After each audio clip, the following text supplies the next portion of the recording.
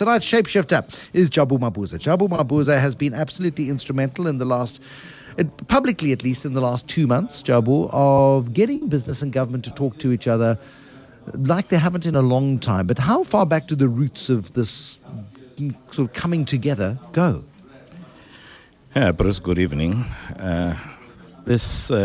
Actually, you're right. It all started to gather more momentum in the build-up to Davos.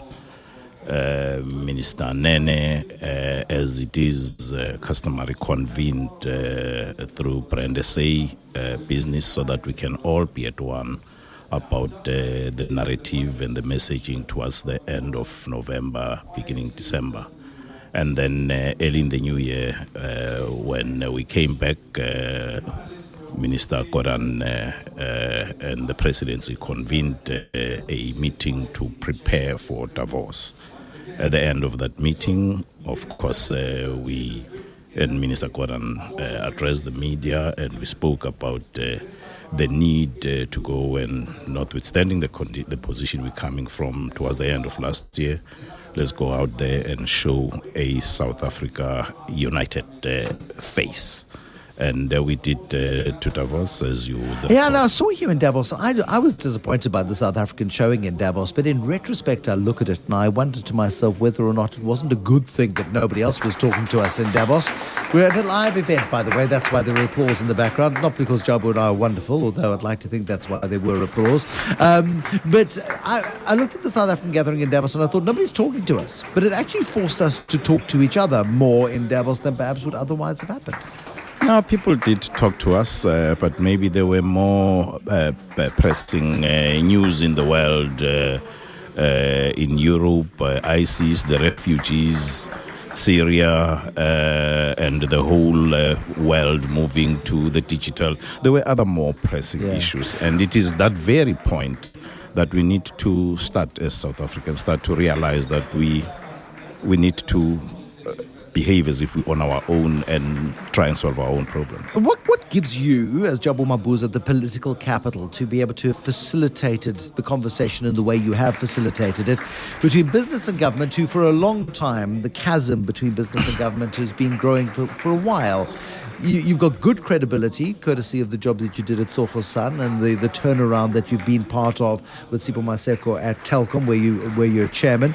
But also you've got political capital within government. You seem to straddle those worlds very nicely.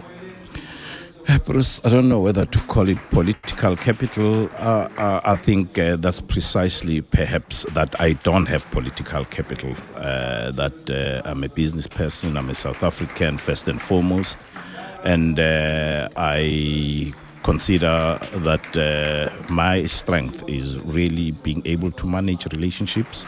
And I am fortunate and privileged that I do have access. And when I do approach people, I guess it must be the way I approach them, they agree to engage. That's all I could have hoped for. Now, how much of that goes back to your younger days as a taxi driver? Because, I mean, I just love the story about how your first job was as a taxi driver, and then you evolved your career into the corporate world. I guess it all adds up to who I am, where I was born, how I was born, where I was raised, some of the good things I've done in life, and indeed some of the bad things I've done. What bad things have you done? Yeah, got fired, expelled from school. Was that for political activism? For a variety of reasons. Yeah, I guess it all builds character. Exactly. But more importantly is I have found willingness. There's always, you've heard people talk about this distrust or mistrust between government and business. I certainly have found a willingness on the side of government to engage. I have found willingness on the side of business to engage. But I've also not been naive not to appreciate that there may well be historic reasons, not the least some are ideological. But I think at the end of the day, maybe you need this type of situation as a crisis, as a family, to realize that we actually do need each other. We are on the same boat You can never say your side of the boat is leaking. We all on the same boat. I mean, it is. We are at the V&A waterfront where the Titanic exhibition is just coming to an end. I think it ends on the 14th of March, and we all know what happened when the Titanic sank. A lot of first-class passengers managed to get off the boat. A lot of passengers in second and third class drowned, but there were first-class passengers that went down on the same ship. And I think the people of South Africans have come to that realization that no matter which class you're traveling in, if the ship goes down, it's going to get cold and wet. Yeah, Bruce, I think maybe not an appropriate metaphor being here. But a point is, when Minister Gordon was being asked by a lot of people in Davos, actually, business people, asking him, so what are you going to do if you do anything? What are you going to do to avoid this rating downgrade? And then at the end of the trip, Minister Gordon asked me why don't you call these chief executives and let me ask them what is it I should do less of, more of, or more of? What is it that they think we should be doing as South Africans? And I think that's what started to put the ball rolling. And I was very heartened and grateful that within 48 hours we invited 90 CEOs, and within 48 hours 60 of them turned up, and it was indeed followed by that meeting with the president, where 150 turned up. And the point is, the president emphasized that day that we do need to get labor on board, and we have had engagements on these as well. You've managed to bring business and government together in a way that was 6 months ago didn't seem as if it would ever be possible.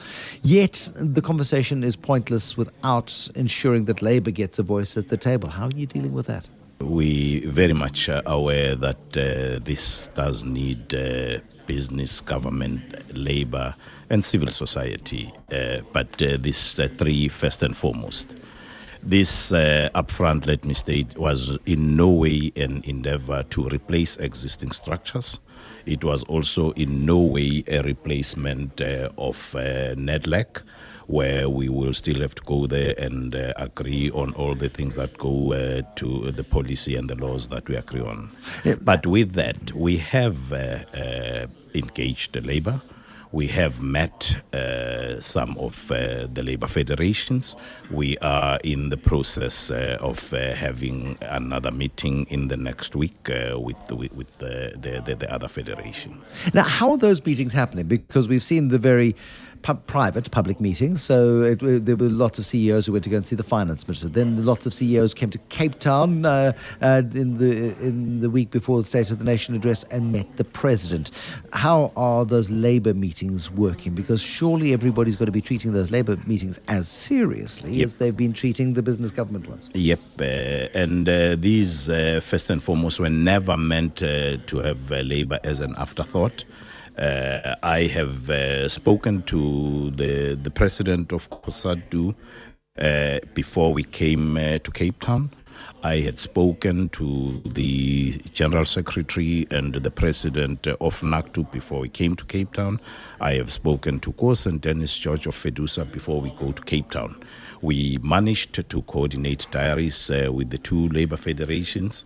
We were supposed to have met COSATU on Monday. Yeah. Unfortunately, they were held up. As you know, they were having their Central Executive Committee that the time just ran over. But we are committed, and the purpose is to go and say to them, this is what we've been saying to business. As business, we've said to government, this is how we think the issues are. This is how we think they should be addressed. What do you think? What is your input in them? What is it that we should do? What should add? What should we should limit? We should eliminate?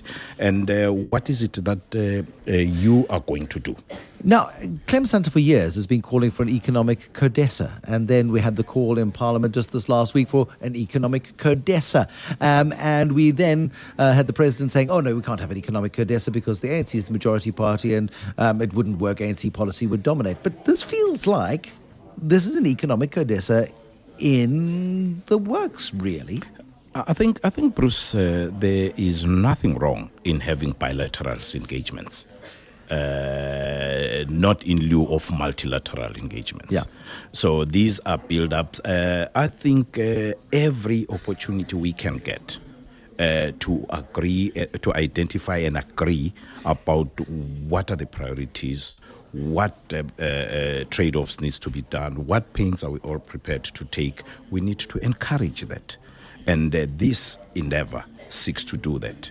We will have to continuously, I don't think we need more talking now. I think we've got a lot that we've agreed on. We need to now implement and execute. Mike Brown, who's been one of your lieutenants in this process, was on just about 45 minutes ago, and he said he sat and he ticked off the 9 points that business presented to government as being absolutely crucial. They were all in the budget speech. He's a happy guy this evening. Are you happy with the way in which the budget speech has unfolded following the discussions that you've had? Look, I am satisfied that given the need to balance, the need for social expenditure, the need to increase revenues. I think I am not unhappy with what came out of today, but I also understand that the taste is going to be on implementing and executing these very difficult things, because they're not going to be the nice thing. But there's definitely a desire, certainly on the side of government, and the willingness on the side of business to say, we are prepared to bring in resources. We are prepared to bring in resources in terms of finance, in terms of skills. But furthermore, we are prepared to come and share the risk in investing in some of these projects. I think that's one of the most exciting things that has come out of this budget today is the plan to have. A lot of people are disappointed there's not wholesale privatization, but baby steps. Let's get some strategic equity stakes in some big state-owned enterprises, and let's see how it works. So let's not throw the baby out with the bathwater. Indeed, Bruce. I think the most important thing now is to now sit down and do the things, I think, as against, as Johan Rupert said this morning, as against avoiding a downgrade. How do we reclaim our rating status, the one that is due to us? Did he have any ideas? He supports the work that we're doing. He supports the work that business and government have started doing. There we go. Jabu Mabuza, a question saying, why does Jabu Mabuza always wear a hat? Bruce, I don't know. It's a trademark. Bruce, God made few good heads. The rest he covered with hair. And some people he gave hats. Me, I have no hair. It's a trademark.